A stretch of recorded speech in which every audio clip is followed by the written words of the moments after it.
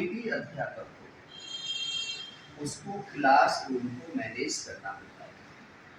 Class में बहुत ऐसे बच्चे होते हैं जो फिसलती होते हैं, जो अगली सीट पर बैठना ही नहीं चाहते, वो पीछे की तरफ भागते हैं। ऐसा नहीं वो कमजोर है, लेकिन वो अध्यापक से क्यों बच रहे हैं? क्यों नहीं अध्यापक के सामने आना चाहते? उन्हें होमवर्क नहीं, या आपसे वो डरे हुए हैं, या उनके दोस्त वहां बैठते हैं। यदि आप इस चीज को सोच करके चलेंगे और उनको सीट को चेंज कर देंगे, तो जो बच्चे क्लास में गलत मानसिकता में आते थे, उनकी मानसिकता में सुधार आ जाएगा। क्लियर है कोई? सबसे पहले क्या करना है? क्लास को मैनेज करना। दूसरा क्या करना है? अध्यापक का रोल बता रहा हूँ कि अध्यापक होता है, अध्यापक को कभी पार्शलिटी नहीं करना। आज कोई नहा करके नहीं आया, किसी का चेहरा उदास है, कोई रोने वाली स्थिति में है, उसको समझो कि आखिर इसके पीछे कारण क्या हो सकता है। अनायास उसको खड़ा मत करो, डांटो मत, बच्चों के बीच में उसकी बेइज्जती मत करो। ये अधिकार अध्यापक को नहीं। अध्यापक के पास हर बच्चे का डाटा होना चाहिए। ये फादरलेस चिल्ड्रन है, ये सिंगल मदर है, ये नाना नानी के पास रहता है, ये दादा दादी के पास रहता है, इसकी मदर किसी फैक्ट्री में काम करती है, चूल्हा चौका बर्तन करती है। हर घर की स्थिति आपको अलग नजर आएगी, और हर घर की स्थिति जब अलग होगी तो फाइनेंस पोजीशन किसी की वीक होगी, किसी के घर में हो सकता है 2 दिन से रोटी ना पकी हो सकता है किसी के घर में पानी ना आ रहा हो, किराए पर रहते हो, मकान मालिक का कोई प्रेशर हो। तो ऐसी स्थिति में बच्चे को यदि डांटोगे फटकारोगे तो डिप्रेशन का शिकार हो जाए। समझ आ रही है?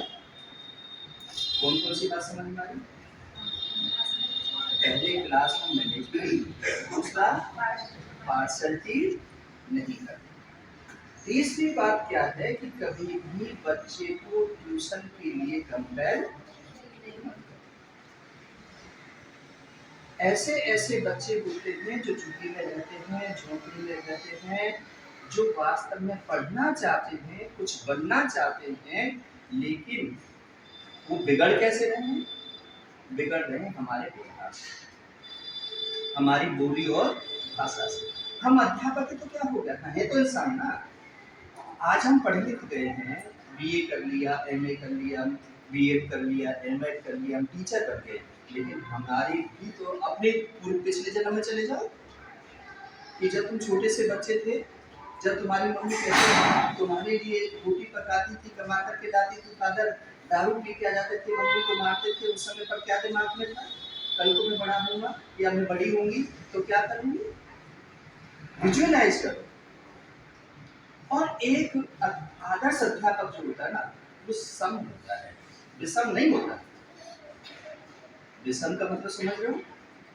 मतलब आप घर से लड़के आए हो, आपके पति पत्नी में विवाद हो गया है, आपकी सास नंद का विवाद हो गया है, आपके देवर जेठ का विवाद हो गया है, आपके पड़ोसियों का झगड़ा हो गया है, लेकिन स्कूल में नहीं।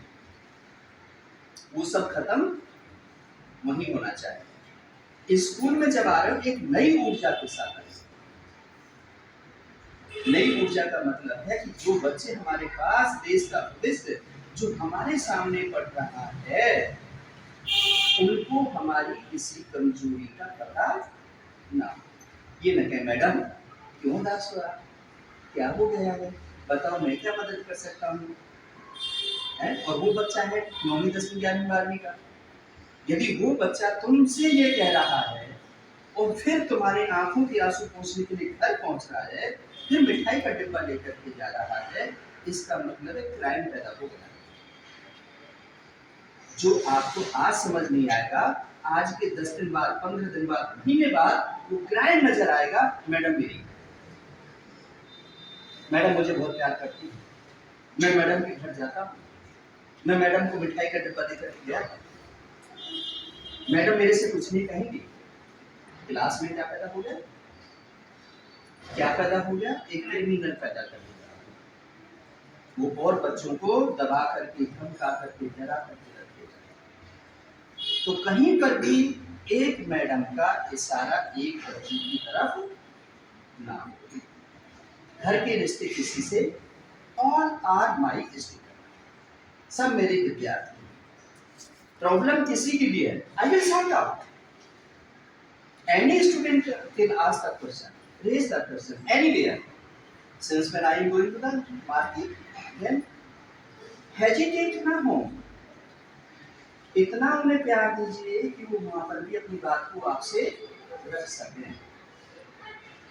समझ आ गई? अगली बात क्या है कि गुरु बनना बहुत मुश्किल होता है, अध्यापक बनना बहुत, सारे बंधन, सारी बाउंड्री, सारी मर्यादा सिर्फ टीचर के लिए।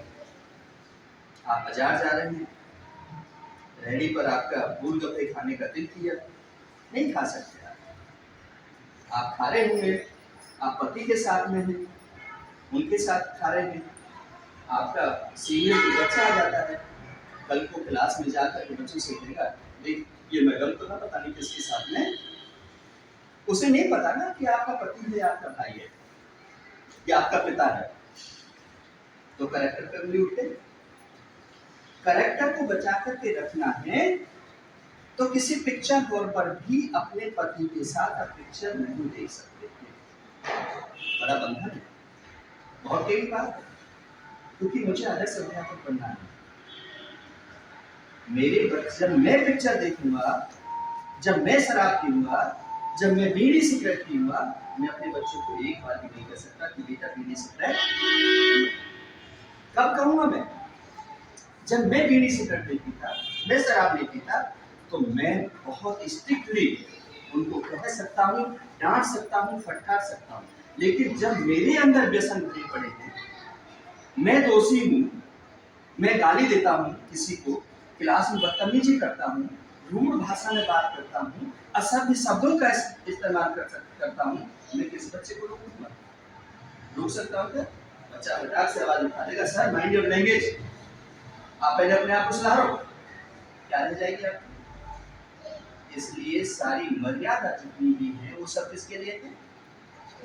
अध्यापक के लिए है। अध्यापक को, आप घर में हो, आपकी सास आपके साथ अनजस्टिस कर रही है, लेकिन फिर भी आप जवाब नहीं दे रहे, तो एक आदर्श जाता देख फलानी की बहुत कितनी अच्छी कितनी बेटी है, उसके अंदर शिक्षा दिखाई पड़ रही है, तो जवाब दीजिए। और आप यदि चिल्लाते हो तो पड़ोस में से जो बच्चे पढ़ने स्कूल में आते हैं, उनकी माँ ये कहेंगी, ये क्या पढ़ाती होगी सर, ये दिन भर तो चिल्लाती रहती है अपनी सास पर, अपने ससुर को ऐसे ऐसे बकवास करती है, अपने पति से लड़ती है, 2 रोटी तो देती है अपने बच्चों को, ये क्या पढ़ाएगी स्कूल में?